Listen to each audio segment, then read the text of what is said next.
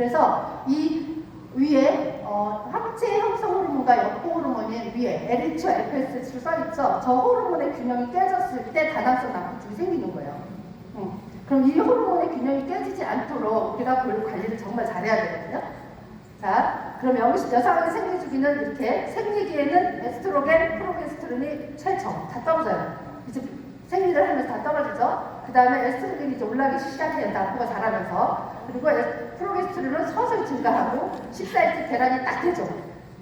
배란이 된과 동시에 에스트로겐이 떨어지고 프로게스테론이 다시 올라가죠. 임신을 유지해야 되니까. 이 과정을 반복하는 거예요. 28일 동안. 자, 여자분들은 생리하는 거 굉장히 불편하시죠.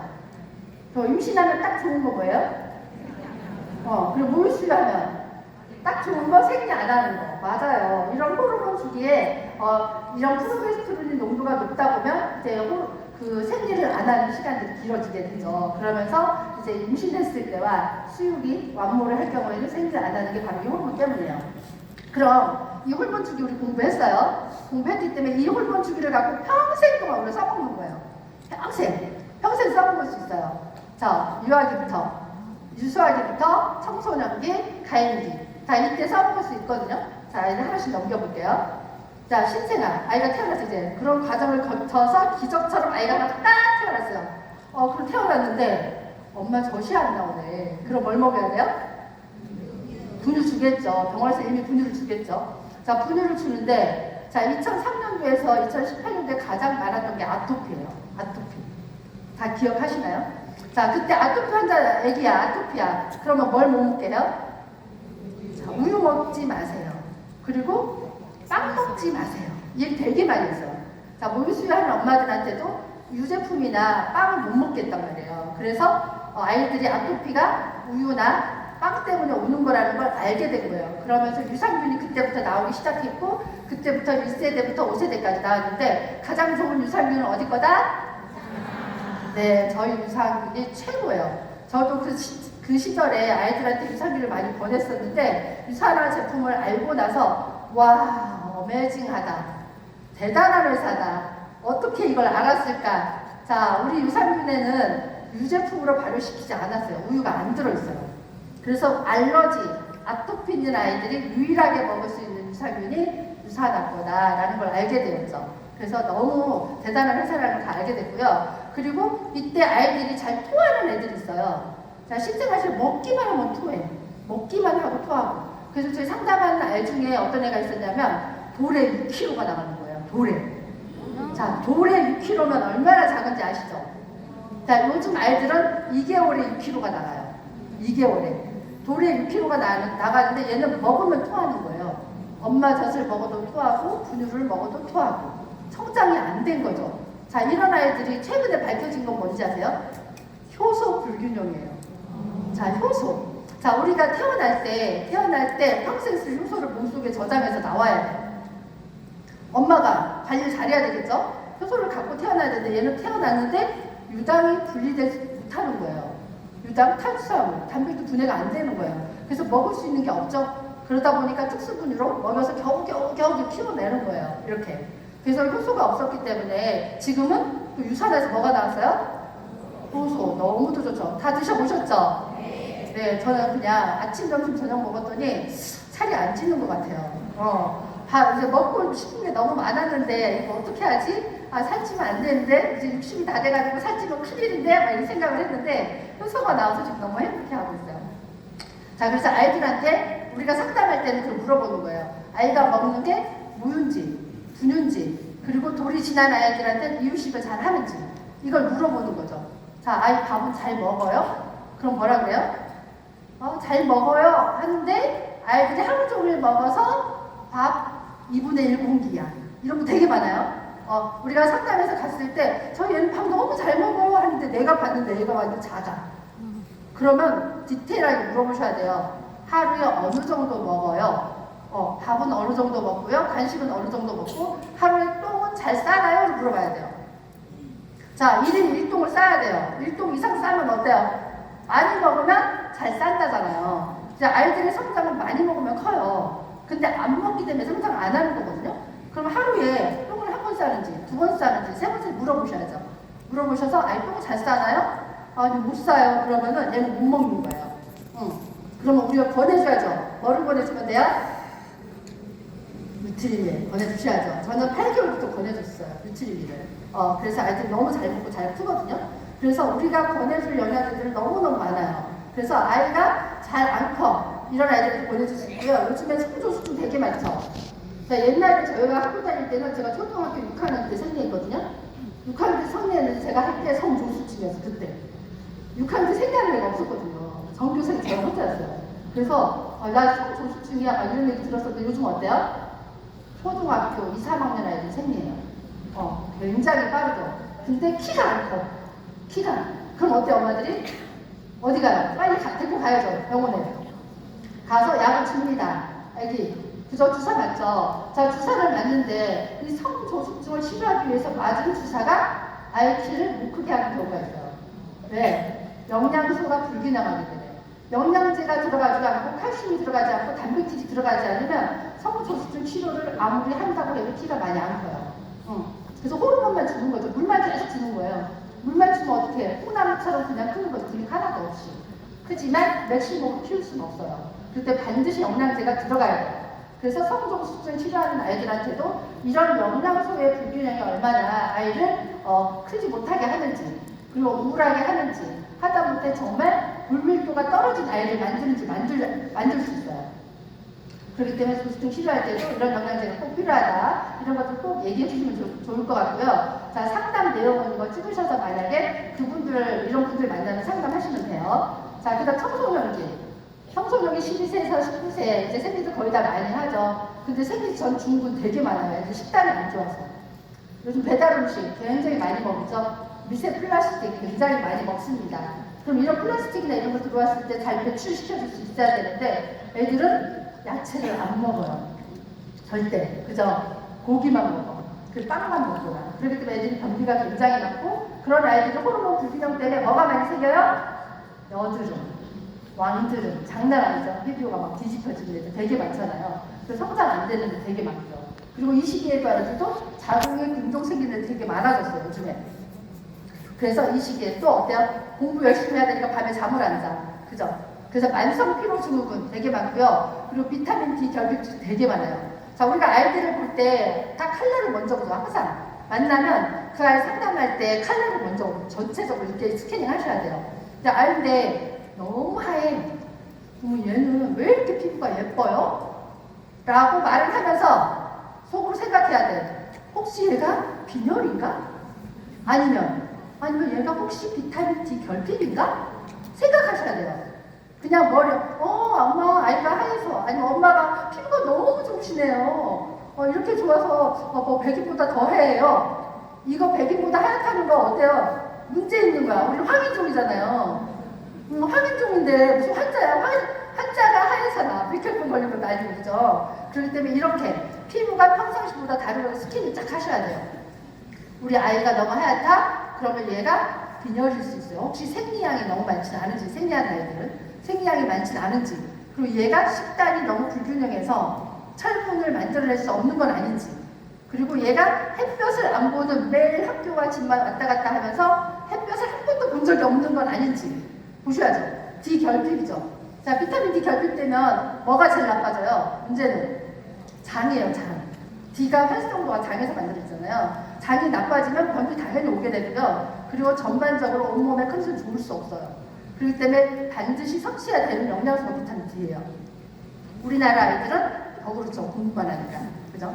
이런 것들 잘 보시면서 상담을 해주시면 되고요. 자, 임신 출산. 자, 우리 임신 출산 굉장히 중요한데 아까 자궁 보셨죠? 자궁이 좋지 않으면 절대로 좋은 아이를 만들 수 없다. 그렇기 때문에 자궁을 건강하게 만들기 위해서는 임신 전부터 뭘 먹어야 돼요?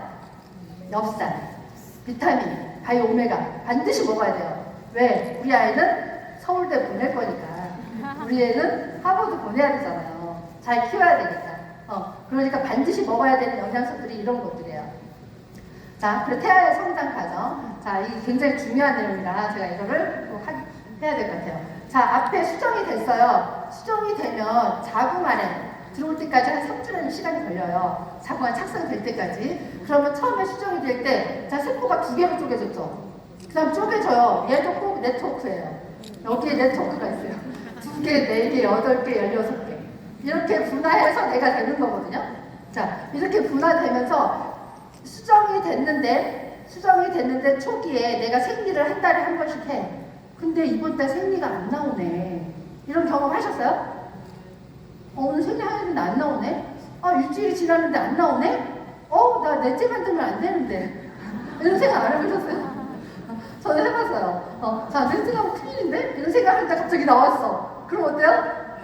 다행이다. 생각하잖아요. 자, 이럴 때 원래 주기에 나와야 되는 생리가 안 나오면 유산일 수도 있어요. 그때 수정이 됐지만 자궁이 건강하지 않거나 수정체가 건강하지 않으면 자연스럽게 유산으로 나와요. 몰랐죠. 그런 사실은. 그러니까 이렇게 초기 유산되는 경우는 대부분 기형적인 경우가 되게 많아요. 초기 유산 되게 많고요. 자, 처음에 만들어지는 기관이 어디냐? 심장. 뛰어야죠. 피를 막 보내야 되니까. 그 다음에 만들어지는 기관이 중추신경계. 중추신경계는 뇌와 척수예요. 여기를 제일 먼저 만들죠. 여기를 만들어서 온몸을 만들어내는 것들을 가져갑니다. 그래서 눈도 만들어주고 쭉 만들어주면 여기 주수거든요. 자, 우리가 임신했을 때 몇 주까지 주의하라고 많이 하죠. 임신 초기 주의해야 돼. 아무거나 먹으면 안 되고, 삐뚤어진 사과도 먹지 말고, 무퉁이에도 앉지 말고, 이런 팁을 되게 많이 들었죠. 자, 이때는 유산할 가능성이 많고, 그리고 이 시기에 모든 장기가 만들어지는 기간이에요. 장기가 이렇게 만들어지는 기간에 잘못 먹으면 어때요? 짝짝이 눈이 나오는 거예요. 눈이 짝짝이 되는 거야. 그죠? 이렇게 나올 수가 있기 때문에 이 시기는 정말 진짜 좋은 거 먹어야 돼요. 대충 먹어서도 안 돼.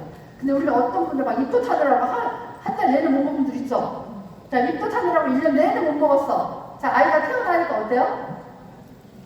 별로예요. 그냥 막 이렇게 막 아토피도 생겨있고 막 이런 경우도 있어요. 아이가 좀 작고 이런 경우도 많죠. 자, 임신할 때 엄마의 몸의 건강 상태가 안 좋으면 우리 아이가 태어날 때 영양분이 충분하지 않게 나올 수 있어요. 그래서 임신 전부터 여성의 몸은 영양을 가득 채워놔야 돼요. 어떤 걸로? 좋은 영양제, 아니 좋은 유기농 식사로 채워놓으셔야 돼요. 그래야 우리 아이가 완벽하게 나올 수 있어요. 근데 그렇지 못한 상태에서 나오면 아이들이 뭔가 보이지 않는 것들이 되게 많죠. 육안으로 보이지 않는 것들도 굉장히 많죠. ADHD, 자폐아 많이 보여요. 요즘에 초등학교 선생님이 그러더라고요. 한 10년 전만 해도 한 학년에 한두 명 있던 애가 요즘 한 반에 2~3명 정도 있대요. 너무 놀랐어요, 저도. 그러니까 이런 환경들이 점점 나빠지고 있다는 거예요. 우리는 내뿐만이 아니고 내 가까운 여성분들한테 이런 것들 자꾸 얘기를 해줘야 돼요. 왜? 모르거든요. 왜냐면 방송에서 계속 이런 안 좋은 것들을 많이 먹방 프로그램 많이 하면서 많이 굉장히 부러워하잖아요. 그러면서 본인도 그렇게 가고 그리고 먹을 거 찾아다니는 사람 되게 많아요. 그렇기 때문에 이런 과정들을 결국 회복되지 않도록 우리가 많이 알려줘야 돼요. 자, 20주가 되면 아이가 내 목소리를 알아들어요. 그래서 차죠, 별로. 이게 뭐야? 뭐가 툭 했는데? 태동이 느껴지죠. 이게 엄마 나 뱃속에 있어. 이제부터 내가 잘 클 거니까 정말 단백질 많이 넣어줘 볼래? 엄마 나한테 좋은 얘기 많이 해줘 볼래? 노래도 해봐. 막 이런 거 지금 신호 보내는 거거든요. 그래서 20주부터는 나머지 초기에 형성된 모든 장기들이 완벽해지게 만들어지는 과정이에요. 그래서 임신 초기에는 정말 음식을 정말 잘 챙겨 드셔야 합니다. 자, 임산부 영양소는 식약처에서 나온 내용이에요. 엽산, 찰분, 오메가 이런 거 먹으라고 얘기했는데요. 지금 유산화 영양제로 다 드시면 돼요. 하나로 해결할 수 있어요. 헬스팩 하나로. 헬스팩 다 들어있죠. 임신 전부터 드셔야 돼요. 우리 아이가 완벽한 아이를 만들려면 헬스팩 당연히 먹어야 되고요. 유산균 먹어야 되고요. 그리고 오메가3 먹어서 나의 자궁의 상태를 더 좋게 만들어놔야 돼요.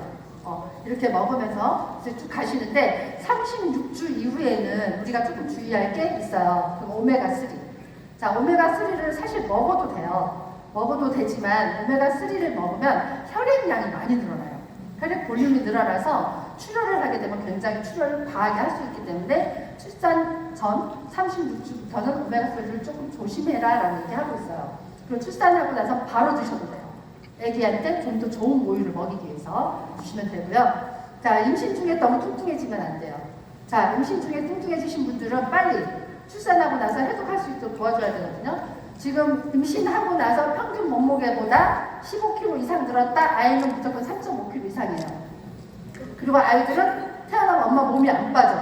자, 2개월 동안 체중이 빠져야 돼요. 근데 안 빠져요. 요즘 모유 수유 많이 하니까 더 안 빠지는 거예요. 그러면 뭐라 그래요? 뭐라고? 나 옆에 내 동생이 애를 낳았어. 근데 20kg 늘었네? 애를 낳는데 수유도 안 해.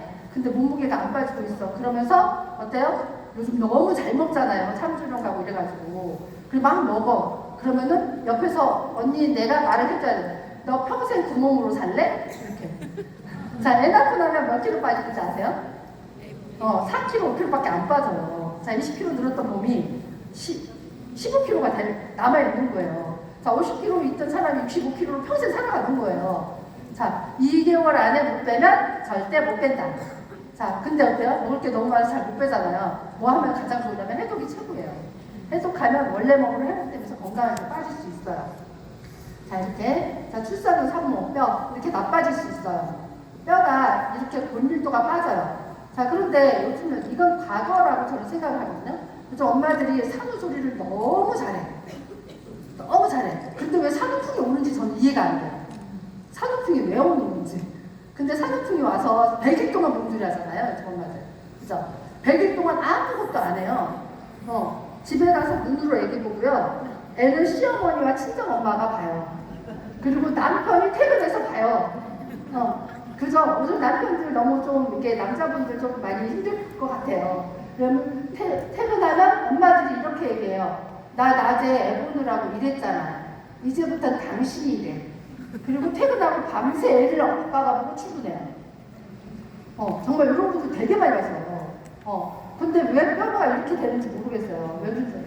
영양을 제대로 안 챙기면서 자기 입이 좋아하는 음식만 먹는 거예요. 절대 자기가 해서 먹지 않고 배달해서 먹잖아요. 그러니까 산후조리를 너무 잘함에도 불구하고 지금은 영양 결핍 상태다. 그래서 체중이 안 빠지고 있어요. 그래서 엄마들이 해독을 좀 더 강하게 밀어야 되겠죠. 자, 그리고 중년기 상담은 이제 여기 찍으세요. 제가 바로바로 넘을 거예요. 중년기. 자, 갱년기. 갱년기 상담 지난번에 봉사에서 리뷰를 했었어요. 갱년기. 저 갱년기는 보통 45세에서 55세. 완경이 되면 오는 거거든요. 완경이 되면 경년기가 오는데 갱년기 여성이 이길까요? 중2가 이길까요? 맞아요. 자, 갱년기와 중2가 싸우면 갱년기가 이깁니다. 네, 갱년기 너무 힘든 시기 아니죠. 호르몬이 끊어지면서 이제 아까 여성 호르몬이 안 나오기 때문에 여성이 남성다워진다고 얘기를 하는 시기이기도 합니다. 그렇기 때문에 남편분들도 갱년기 여자들하고 싸우지 마세요. 절대 못 이겨요. 그래서 이런 갱년기 증상이 왔을 때도 증상이 심해지는 이유는 호르몬 밸런스에 문제가 있고 그거의 밸런스의 문제는 영양과 관련이 있다 라고 생각을 하시면 됩니다. 그래서 이 갱년기 증상이 있을 때도 우리가 현재 감정 상태 잘 읽어주셔야 돼요. 갱년기 여성 상담할 때는 야, 나 지금 얼굴이 붉어져서 너무 힘들어. 막 식은땀이 막 나. 이러면은 너도 그래? 나도 그래. 이래야지. 왜 너만 그래? 이러면 난리 나는 거예요. 너만 그래. 이게 아니에요. 아니면 제가 나이가 어릴 경우 언니도 그래? 우리 언니도 그러던데? 이렇게 하면 돼요. 이렇게. 그래서 나도 그래. 그러면 우리가 이걸 어떻게 하면 잘 극복할 수 있을까? 봤더니 내가 유산화 사용을 하다 보니까 뭐가 유산화에 무슨 제품이 있더라고. 어떤 거? 알렌즈? 뭐가 있을까요? 네, 리소플라본 있죠. 여성 호르몬 있어요. 그래서 갱년기 와가지고 너무 잠이 안 와가지고 병원에서 처방받은 약을 먹었더니 입맛이 좋아져가지고 막 살이 찌는 거예요. 그런데 그때 이소플라본이 나와가지고 제가 바로 교체했거든요. 그러고 나더니 너무 좋은 거예요. 자, 갱년기 때는 이 감정적인 문제도 있지만 질 건조증이 되게 심해요. 그래서 질 감염이 되게 많이 되거든요. 그래서 막 가렵고 이런 문제 되게 많아요. 이럴 때 이소플라본과 그리고 이프라임 그리고 유산균을 추천해 주시면 이런 증상이 순식간에 사라져요. 그래서 이런 제품들 보내주시면 너무 좋을 것 같고요. 자, 노년기는 이제 노년기 65세 이상이죠. 이제 치매, 요실금 그리고 자극도 많이 빠져요. 이때는 골반 안에 근육이 없기 때문에 자궁이 빠져가지고 진짜 걸음을 무슨 걸음이죠? 이거를 이렇게 어그적 거리는 분들이 있어요. 그러니까 아프다고 하시는 분들 있거든요. 밑에가. 그래서 자궁을 떼는 수술도 많이 해요. 이런 분들은 자궁만 빠지는 게 아니고요. 앞에 뭐가 있다고 했어요? 방광. 방광 뒤에 직장. 얘 또 딸려 내려와요. 같이 땡겨 내려오는 거예요. 그러다 보니까 이런 불편한 증상들이 굉장히 많아요. 이럴 때 이런 분들 변비 많이 심할 수 있어요. 그러면 우리가 보내줄 수 있는 거 있죠? 파이버즈, FOS 다 보내줄 수 있고요. 요령이 되면 가장 먼저 침이 안 나와요. 입 계속 말라요. 그래서 이런 분들 뭐 어떤 걸 추천해 주면 좋을까요? 네, 효소 너무 좋죠. 네, 침이 자꾸 마른데 효소가 안 나오기 때문에 입맛이 없어서 식사를 잘 안 하세요. 그래서 노인들이 밥을 잘 못 먹는다? 그러면 무조건 효소 결핍이에요. 그래서 너무 마르신 분, 변비나 잘 보시고, 그리고 너무 뚱뚱하신 분들도 있죠. 뚱뚱하신 분들도 보면 식이섬유가 부족해서, 그리고 변비 있는 분들 되게 많거든요. 이제 우리는 나이가 들수록 제일 잘해야 되는 게 뭔지 아세요? 나이가 들수록 제일 우리 신체에서 가장 중요한 거예요. 똥을 잘 싸야 돼요. 똥을. 자, 똥을 못 싸면 어때요? 세균은 몸 안에 품고 계속 다니는 거예요. 그러니까 저희 시어머니가 항상 그 맨날 똥 얘기 많이 하셨거든요. 나 오늘 똥이 안 나와서 이런 얘기 되게 많이 하셨어요. 그래서 옛날 어르신들도 그렇죠. 똥 누면 죽는다. 맞는 말이에요. 그 세균이 온몸으로 퍼지기 때문에 폐혈증이 오고요. 폐혈증이 오고 들어놓으면 나중에 폐를 마서 돌아가시거든요. 결국 노인들이 아파서 들어놓으면 마지막에 걸리는 게 폐렴으로 사망하는 거예요. 숨을 못